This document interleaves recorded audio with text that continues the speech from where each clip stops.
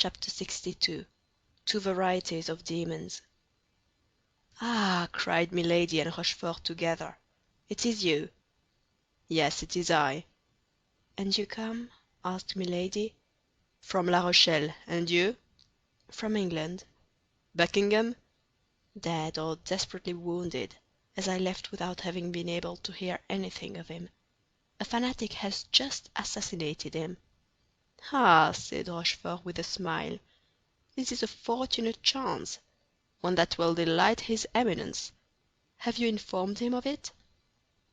"I wrote to him from Boulogne. But what brings you here?" "His Eminence was uneasy, and sent me to find you." "I only arrived yesterday." "And what have you been doing since yesterday?" "I have not lost my time." "Oh, I don't doubt that." "Do you know whom I have encountered here?" "No." "Guess." "How can I?" "That young woman whom the queen took out of prison." "The mistress of that fellow D'Artagnan?" "Yes, Madame Bonacieux, with whose retreat the cardinal was unacquainted." "Well, well," said Rochefort, "here is a chance which may pair off with the other. Monsieur Cardinal is indeed a privileged man." "Imagine my astonishment," continued Milady, "when I found myself face to face with this woman." "Does she know you?" "No." "Then she looks upon you as a stranger." Milady smiled. "I am her best friend." "Upon my honor," said Rochefort, "it takes you, my dear countess, to perform such miracles." "And it is well I can, Chevalier," said Milady; "for do you know what is going on here?" "No." "They will come for her tomorrow or the day after, with an order from the queen." "Indeed! And who?" "D'Artagnan and his friends." "Indeed, they will go so far that we shall be obliged to send them to the Bastille." "Why is it not done already?" "What would you? The cardinal has a weakness for these men which I cannot comprehend." "Indeed?" "Yes." "Well, then, tell him this, Rochefort. Tell him that our conversation at the Inn of the Red Dovecot was overheard by these four men. Tell him that after his departure one of them came up to me and took from me by violence the safe conduct which he had given me. Tell him they warned Lord de Winter of my journey to England, that this time they nearly foiled my mission as they foiled the affair of the studs. Tell him that, among these four men, two only are to be feared, D'Artagnan and Athos. Tell him that the third, Aramis, is the lover of Madame de Chevreuse. He may be left alone. We know his secret, and it may be useful. As to the fourth, Porthos, he is a fool, a simpleton, a blustering booby, not worth troubling himself about." "But these four men must be now at the siege of La Rochelle." "I thought so too; but a letter, which Madame Bonacieux has received from Madame the Constable, and which she has had the imprudence to show me, leads me to believe that these four men, on the contrary, are on the road hither to take her away." "The devil!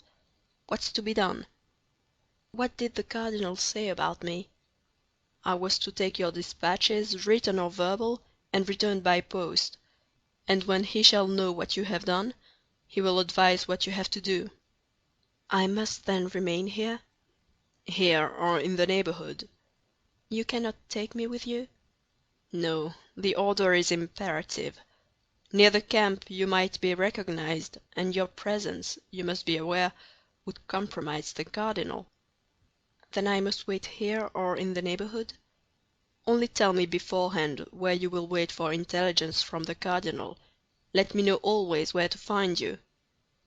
"Observe, it is probable that I may not be able to remain here." "Why?" "You forget that my enemies may arrive at any minute." "That's true.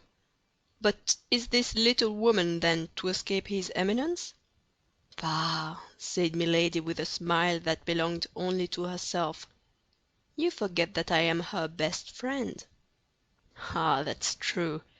I may then tell the cardinal, with respect to this little woman—" "That he may be at ease." "Is that all?" "He will know what that means." "He will guess, at least. Now, then, what had I better do?" "Return instantly. It appears to me that the news you bear is worth the trouble of a little diligence." "My chaise broke down coming into Lilliers." "Capital!" "What capital?" "Yes, I want your chaise." "And how shall I travel, then?" "On horseback." "You talk very comfortably. 180 leagues!" "What's that?" "One can do it. Afterward?" "Afterward? Why, in passing through Lilliers, you will send me your chaise, with an order to your servant to place himself at my disposal." "Well?" "You have, no doubt, some order from the cardinal about you." "I have my full power." "Show it to the abbess, and tell her that some one will come and fetch me, either today or tomorrow, and that I am to follow the person who presents himself in your name." "Very well." "Don't forget to treat me harshly in speaking of me to the abbess." "To what purpose?" "I am a victim of the cardinal. It is necessary to inspire confidence in that poor little Madame Bonacieux." "That's true. Now, will you make me a report of all that has happened?" "Why, I have related the events to you. You have a good memory. Repeat what I have told you. A paper may be lost." "You are right. Only let me know where to find you, that I may not run needlessly about the neighborhood." "That's correct. Wait." "Do you want a map?" "Oh, I know this country marvelously." "You? When were you here?" "I was brought up here." "Truly?" "It is worth something, you see, to have been brought up somewhere." "You will wait for me, then?" "Let me reflect a little." "Aye, that will do. At Armentières." "Where is that Armentières?" "A little town on the Lys. I shall only have to cross the river, and I shall be in a foreign country." "Capital! But it is understood you will only cross the river in case of danger." "That is well understood." "And in that case, how shall I know where you are?" "You do not want your lackey. Is he a sure man?" "To the proof." "Give him to me. Nobody knows him. I will leave him at the place I quit, and he will conduct you to me." "And you say you will wait for me at Armentières?" "At Armentières." "Write that name on a bit of paper, lest I should forget it. There is nothing compromising in the name of a town. Is it not so?" "Eh, who knows?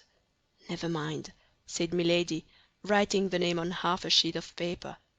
"I will compromise myself." "Well," said Rochefort, taking the paper from Milady, folding it, and placing it in the lining of his hat, "you may be easy. I will do as children do, for fear of losing the paper. Repeat the name along the route. Now, is that all?" "I believe so." "Let us see. Buckingham dead or grievously wounded. Your conversation with the cardinal overheard by the four Musketeers. Lord de Winter warned of your arrival at Portsmouth. D'Artagnan and Athos to the Bastille. Aramis, the lover of Madame de Chevreuse. Porthos an ass. Madame Bonacieux found again. To send you the chaise as soon as possible. To place my lackey at your disposal. To make you out a victim of the cardinal, in order that the abbess may entertain no suspicion. Armentières on the banks of the Lys. Is that all, then?" "In truth, my dear Chevalier, you are a miracle of memory. A propos, add one thing." "What?" "I saw some very pretty woods which almost touch the convent garden. Say that I am permitted to walk in those woods. Who knows?